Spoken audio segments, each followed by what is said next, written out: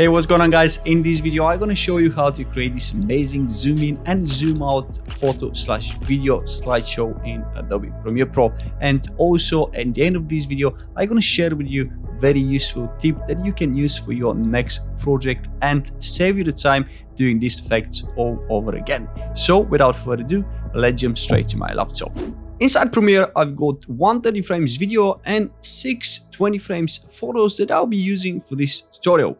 And the first thing I would do is go down to this little icon where it says new item, click on it and select new adjustment layer. And this window is gonna pop out in front of us. I'm gonna use the same settings as the sequence and press OK. Then I'll go to the project panel, grab the adjustment layer and drop it over the video and the photos.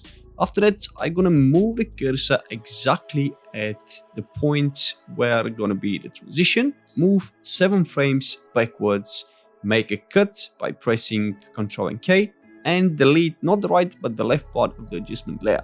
Then I'm gonna move 14 frames forward, make another cut again by pressing Ctrl and K and delete the part that I don't need for this adjustment layer. Then for the next step, I'll go to Effects and type down Transform. After that, I'll grab it and apply it onto the adjustment layer and drag the cursor exactly where the transition will happen. After that, I'll go up to the Effect Control panel and scroll down to Transform. And straight away, I'm going to set up a keyframe onto scale with the original value and drag it at the beginning of the adjustment layer. Then create another keyframe with the same value and drag it at the end. And then the last keyframe will be at the middle with the value 180. And of course, I'm gonna ease out and ease in the first and the last keyframe, which is gonna give me this smooth transition. Then I'll tick off the composition shutter box and increase the angle to 360 degrees, which is gonna give us this motion blur effect.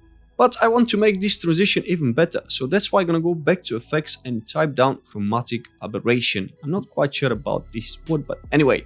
Then I'm gonna drop it onto the adjustment layer and go up to the Effect Control panel. From there, I'm gonna create keyframes for red, green, blue, and value distance. Then I'm gonna change the green value to -64 and the blue value to -50. The rest we're gonna leave it as it is.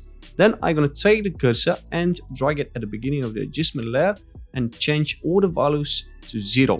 And to make our lives easier, I'm gonna select all of them, hold Alt, close the left button of the mouse, duplicate and place them at the end of the adjustment layer. And to save time and effort, the easiest way to apply this effect to all your cuts is by holding Alt and the left button of the mouse and place it onto each of your cuts until the end of your project. In my case, it's only 5 copies, but in your project there might be 10, 20, 30, it depends how many pictures or videos you want to include in your project. And as I promised at the beginning of the video, the useful tip I will give you is to save the transform and the chromatic aberration as a preset.